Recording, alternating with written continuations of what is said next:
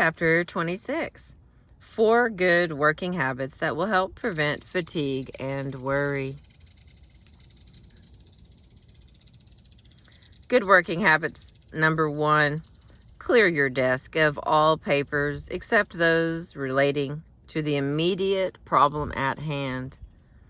Roland L. Williams, president of Chicago and Northwestern Railway, says, "A person with his desk piled high with papers on various matters will find his work much easier and more accurate if he clears that desk of all but the immediate problem on hand." I call this good housekeeping, and it is the number 1 step towards efficiency. If you visit the Library of Congress in Washington, D.C., you will find 5 words painted on the ceiling, 5 words written by the Pope. Order is heaven's first law. Order ought to be the first law of business, too. But is it? No. The average businessman's desk is cluttered up with papers that he hasn't looked at for weeks. In fact, the publisher of a New Orleans newspaper once told me that his secretary cleared up one of his desks and found a typewriter that had been missing for 2 years. The mere sight of a desk littered with unanswered mail and reports and memos is enough to breed confusion, tension, and worries. It is much worse than that. The constant reminder of a million things to do and no time to do them can worry you, not only into tension and fatigue, but it can also worry you into high blood pressure, heart trouble, and stomach ulcers. Dr. John H. Stokes, professor, Graduate School of Medicine, University of Pennsylvania, read a paper before the National Convention of the American Medical Association, a paper entitled Functional Neuroses as Complications of Organic Disease. In that paper, Dr. Stokes listed 11 conditions under the title, What to Look For in the Patient's State of Mind. Here is the first item on that list. The sense of must or obligation, the unending stretch of things ahead that simply have to be done. But how can such an elementary procedure as clearing your desk and making decisions help you avoid the high pressure, the sense of must, the sense of an unending stretch of things ahead that simply have to be done? Dr. William L. Sadler, the famous psychiatrist, tells of a patient who, by using this simple advice, avoided a nervous breakdown. The man was an executive in a big Chicago firm when he came to Dr. Sadler's office.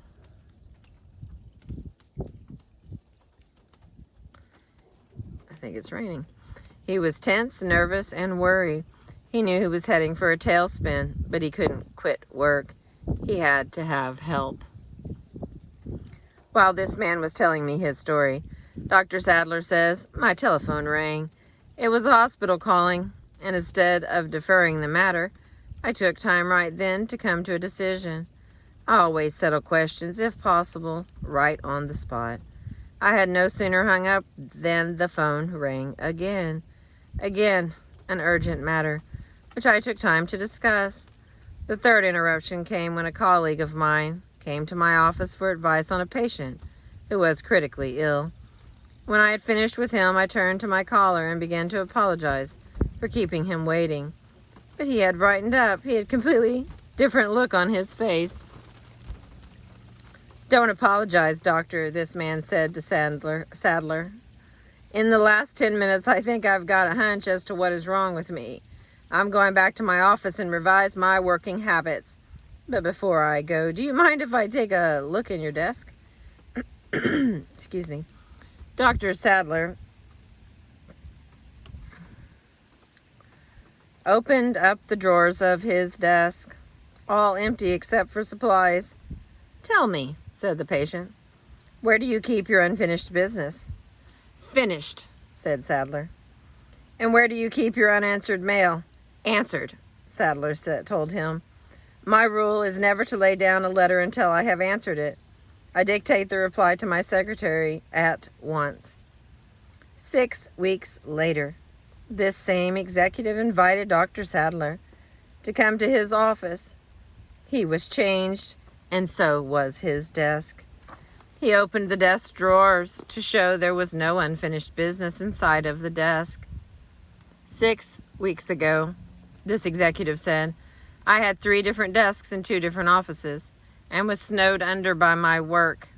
I was never finished. After talking to you, I came back here and cleared out a wagon load of reports and old papers. Now I work at 1 desk, settle things as they come up, and don't have a mountain of unfinished business nagging at me and making me tense and worried. But the most astonishing thing is I've recovered completely. There's nothing wrong anymore with my health.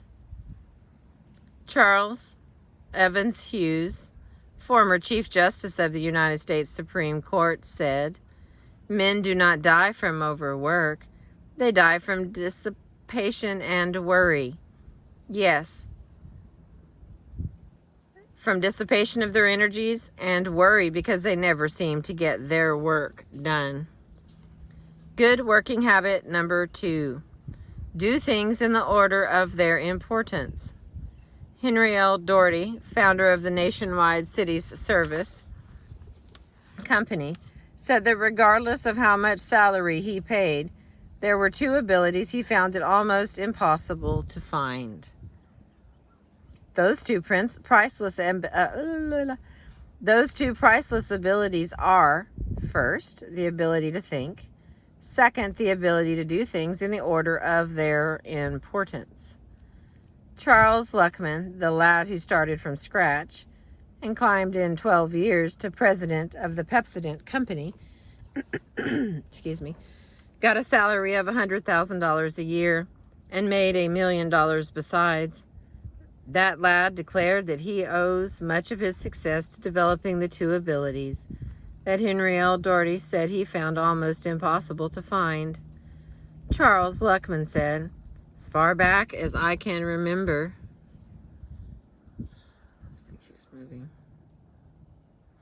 I have gotten up at 5 o'clock in the morning because I can think better than any other time.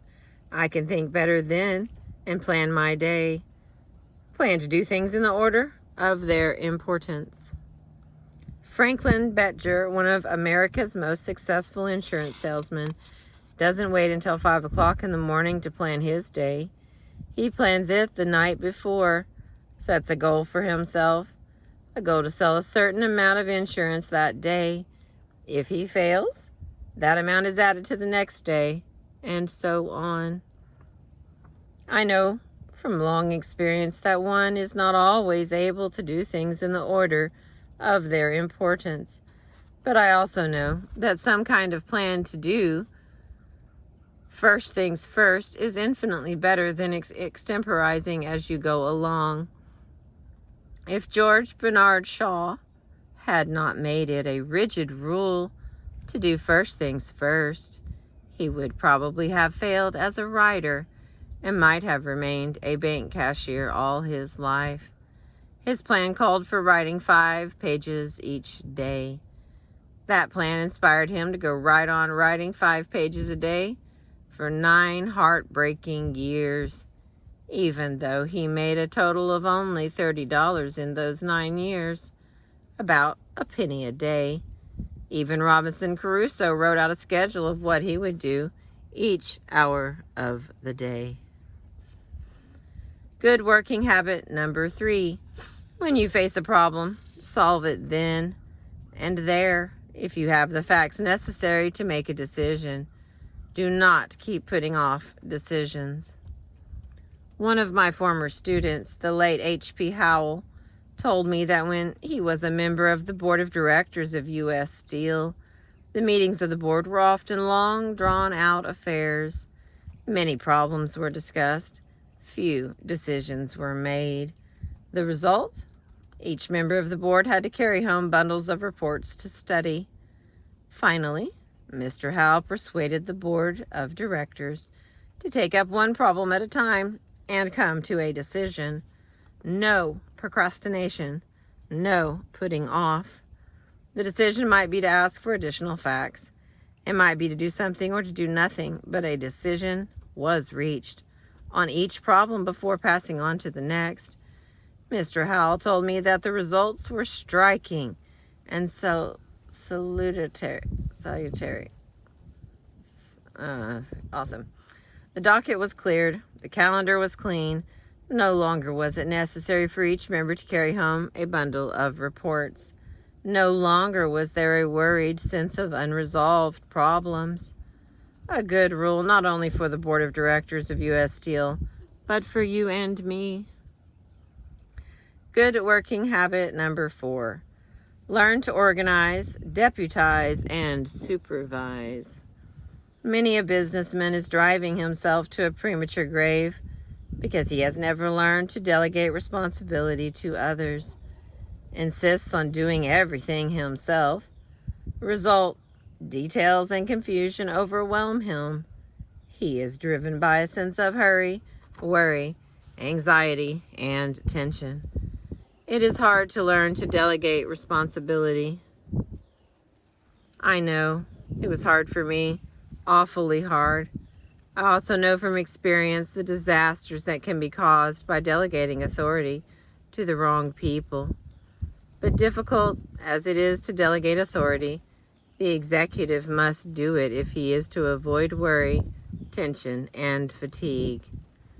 The man who builds up a big business and doesn't learn to organize, deputize, and supervise usually pops off with heart trouble in his 50s or early 60s.